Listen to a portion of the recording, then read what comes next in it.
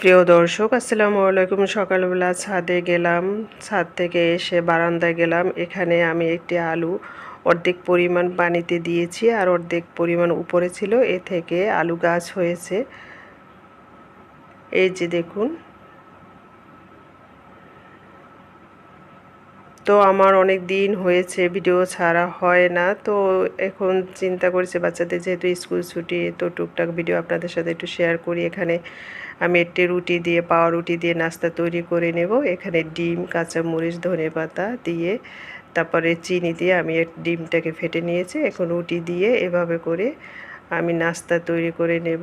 এটা আপনারা বাচ্চাদেরকে টিফিন হিসাবেও দিতে পারেন, তো এটা একেবারেই ইজি।